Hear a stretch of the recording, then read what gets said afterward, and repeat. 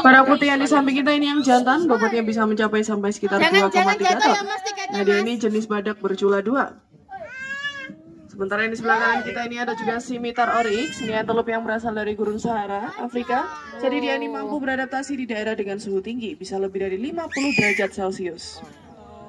Untuk yang di depan sebelah kanan kita ini ada juga eland, ini antelope yang berasal dari Afrika Timur dan Afrika Selatan. Bisa kita lihat di bagian tanduknya, kalau tanduknya berbentuk spiral seperti melintir, ini tandanya dia sudah dewasa. Kalau masih remaja, tanduknya berbentuk lurus saja. Bedanya jenis antelope dengan jenis rusa ini ada di bagian tanduknya. Kalau tanduknya antelope, dia tidak bercabang, dan kalaupun patah sudah nggak bisa tumbuh lagi. Nah, meninggalkan eland ini kita juga akan berkenalan dengan sitatunga, ini antelope yang berasal dari Kenya, Tanzania, dan Uganda. Memiliki kebiasaan menjulurkan lidahnya, tandanya dia sedang mengatur suhu. Jadi nggak hanya ketika kepanasan, kedinginan dia juga menjulurkan lidahnya. Nah, dia ini memiliki kaki yang lebih panjang di bagian belakang, jadi kalau dia merasa terancam di daratan, dia bisa berenang ke dalam air untuk sementara. Nah, meninggalkan sitatunga ini kita juga beralih menuju zona Fantasyland. Di sini ada beberapa replika dari hewan-hewan yang sudah punah maupun hewan yang masih sering kita temui. Contohnya di sebelah kanan ini ada burung pemakan bangkai raksasa dan baby dinosaur. Di bagian di sebelah kiri ini ada kuda berkaki 6 seperti di film Avatar. Ada kupu-kupu raksasa dan pohon kehidupan. Kupu-kupu raksasa. Bagian di depan ini kita juga akan menyelam ke bawah laut nih. Di zona underdog sini kita disambut oleh singa laut, ada ikan nemo dan berbagai macam terumbu karang yang cantik. Zafran, jangan sampai jatuh gelangnya ya.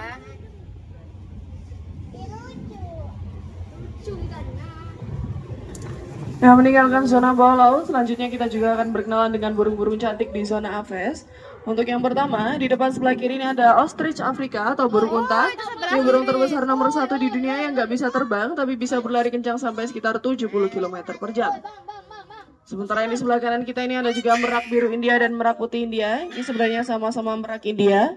Bedanya untuk yang putih, dia ini lahir karena leucistik, jadi terlalu banyak pigmen cerah yang ada di tubuhnya. Berbeda dengan albino, kalau albino dia memiliki bola mata berwarna merah, sementara leucistik ini tidak. Untuk yang di sebelahnya ini ada juga merak hijau yang persebarannya paling banyak ada di Indonesia. Merak-merak yang memiliki ekor pendek tandanya dia betina. Kalau yang jantan ekornya panjang. Jadi yang suka melebarkan ekornya, apalagi ketika di musim kawin ini yang jantan saja. Untuk yang betina ekornya tetap pendek. Nah, meninggalkan merak-merak ini kita juga berkenalan dengan rangkong badak. Untuk yang bola mata merah ini tandanya dia jantan. Kalau yang betina bola matanya berwarna putih. Nah, tapi yang asli cuma 3 ekor. Kalau yang berjajar di tengah ini patung saja. Untuk yang asli ada di paling ujung ini ya. Dia ini persebarannya paling banyak ada di Kalimantan. Untuk yang di sebelah kiri ini ada bangau putih dan bangau mahkota kelabu yang memiliki kebiasaan berdiri hanya dengan 1 kaki saja. Tandanya dia sedang mengatur suhu tubuhnya. Untuk burung cantik berwarna-warni di sebelah kanan, ini namanya burung makau, asalnya dari Meksiko dan masih tergolong burung beo. Jadi sebenarnya dia juga bisa dilatih untuk menirukan bahasa manusia seperti kakatua, tapi yang di sini tidak dilatih secara rutin. Nah, kalau yang di sebelahnya ini ada juga julang Sulawesi, ini masih satu famili dengan rangkong tadi. Memiliki julukan burung patung karena identik dengan paruhnya yang tampak seperti lukisan, padahal asli. Sementara yang di depan sebelah kiri kita ini ada juga nandu. Ini burung terbesar keempat setelah burung unta, emu, dan kasuari. Memang mirip-mirip seperti burung unta, tapi badannya lebih kecil. Dan dia ini asalnya dari Amerika. Untuk yang terakhir di depan sebelah kiri ini ada juga kakak tua jambul kuning. Ini burung yang memiliki kecerdasan hampir setara dengan simpanse dan persebarannya paling banyak ada di Kepulauan Sunda, Bali, dan Sumatera. Meninggalkan kakak tua ini kita juga akan berkenalan dengan para buaya muara di depan sebelah kiri. Ini semuanya asli kecuali yang warna putih. Nah, buaya muara di sini nih kebanyakan masih remaja. Kalau sudah dewasa dia panjangnya bisa sampai sekitar 5 atau 6 meteran. Nah, dia ini kalau sedang berdiam diri dan membuka mulutnya, tandanya sedang mengatur suhu tubuh. Jadi bukan memangsa. Nah, untuk yang di pojok kiri depan ini ada juga walabi dari Papua. Dia ada di dekat pohon ini ya. Persis seperti kanguru tapi versi kecilnya. Dia juga memiliki kantong di perutnya untuk yang betina. Itu loh Zen kecil Zen di bawah Zen. Mau lihat Zen. Nah, ini sebelahnya ini ada juga 2 jenis burung yang biasa kita lihat di pesisir pantai. Ini ada burung kuntul putih dan pecuk ular Asia. Mereka ini habitatnya memang ada di daratan basah. Contoh lainnya di sawah dan rawa-rawa. Untuk yang di sebelah kanan kita, ini ada rusa tutul dari India. Sama seperti rusa lainnya, untuk yang jantan yang memiliki tanduk, sementara yang betina tidak. Sementara yang di sebelahnya ini ada juga rusa timor. Kalau dibandingkan dengan rusa tutul tadi, dia ini badannya agak lebih besar. Ada guys. Nah, semua jenis rusa ini memiliki kebiasaan mematahkan tanduknya sendiri, tapi nanti akan tumbuh lagi ya. Jadi memang sengaja mereka patahkan kalau sudah terlalu berat dan mengganggu aktivitasnya. Nah, meninggalkan rusa-rusa ini kita juga berkenalan dengan dua jenis kambing. Yang di depan sebelah kiri ini ada kambing kerdil Afrika. Ini ukurannya maksimal hanya sampai sekitar 70 cm. Jadi ini sudah ukuran paling besar dia ya, nggak bisa lebih besar lagi. Habitatnya sama seperti kambing mouflon yang di sebelah kanan. Jadi mereka ini sama-sama dari daerah perbukitan.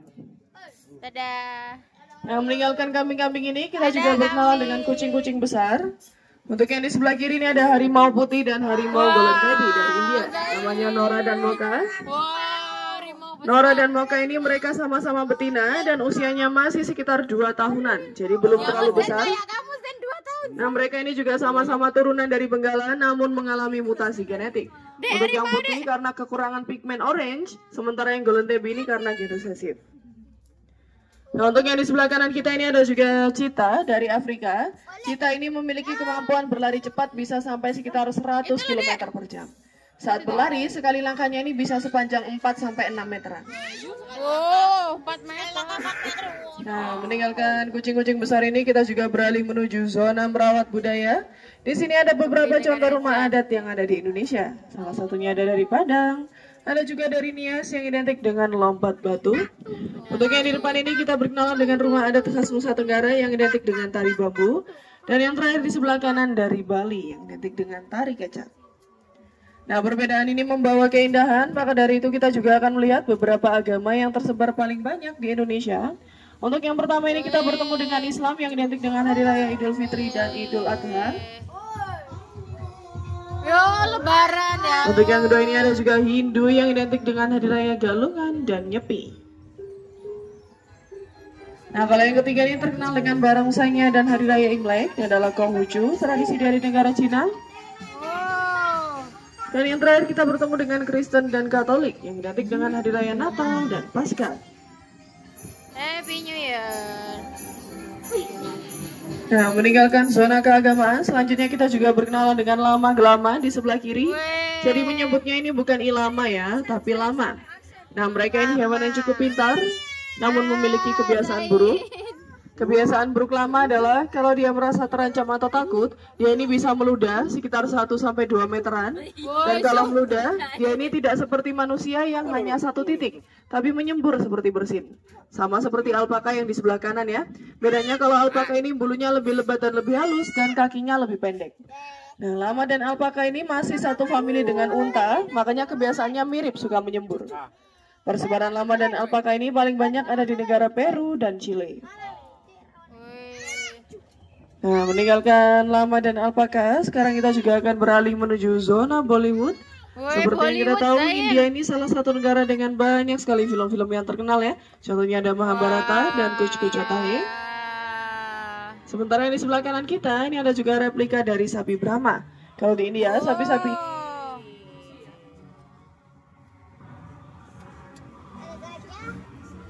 ada gajah. Lucu, itu ada sarukan di situ tuh. Anak sarukan guys. Ada sarukan guys. Jadi mulai meninggalkan zona Bollywood, India ini nggak hanya terkenal dengan film-filmnya saja ya, melainkan hewan-hewan buasnya juga. Contohnya sekarang kita akan segera bertemu dengan harimau benggala dari India. Harimau, Zen. Nah, harimau benggala ini harimau terbesar kedua setelah harimau Siberia. Mereka ini usianya ada di kisaran 6 atau 7 tahunan ya, jadi baru beranjak dewasa. Untuk yang paling tua bisa di kisaran 30-40 tahunan. Untuk benggala putih yang di sebelah kanan, dia ini lahir bukan karena keturunan, perkawinan silang, atau bahkan albino. Jadi sama seperti harimau putih yang di awal tadi, dia ini mutasi genetik, kekurangan pigmen orange di tubuhnya. Orang tua dari benggala putih asalnya berwarna seperti yang di sebelah kiri. Nah, mereka ini untuk satu ekornya per hari bisa menghabiskan sekitar 8-10 kg daging. Nah, meninggalkan harimau benggala, sekarang kita juga memasuki Animal City. Ini adalah kota yang berpenghunikan berbagai macam hewan seperti di film Zootopia. Contohnya ada sedang bekerja sebagai polisi, pemadam kebakaran, Ada juga gajah, jerapah, dan masih banyak lagi yang menyapa kita. Kaca. Gue nggak HP lurus tak kau tangan nih. Kaca.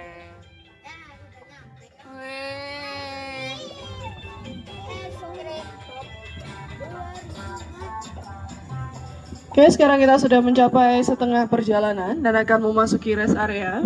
Di rest area ini boleh berkeliling sepuasnya, tidak terbatas waktu. Nanti kalau ingin melanjutkan perjalanan, bisa konfirmasi ke tempat menunggu ekar yang ada di sebelah kanan sana. Jadi nggak harus kembali ke ekar ini lagi. Nah, di sini ada beberapa show. Untuk jadwal show-nya ada di papan sebelah kiri. Pukul 12 tepat akan segera mulai Ostrich Show di Tribun Amphitheater yang di sebelah kanan sana. Nah, selain itu bisa juga memberi makan di zona feeding animal, ada playground, active indoor zoo, dan masih banyak lagi. Jadi boleh dimaksimalkan dulu berkelilingnya, jangan lupa dicek barang-barangnya ya, supaya nggak ada yang hilang ataupun tertinggal. Saya nantikan di depan Tribun Amphitheater. Oke, kita sudah sampai, terima kasih, hati-hati, dan sampai jumpa. Sudah turun dulu. Tiketnya jangan ketinggalan ya sayang. Pakai tas durungan. Ya. Turun dulu. Ada kuda poni. Sebentar guys. Kita udah sampai di sini guys.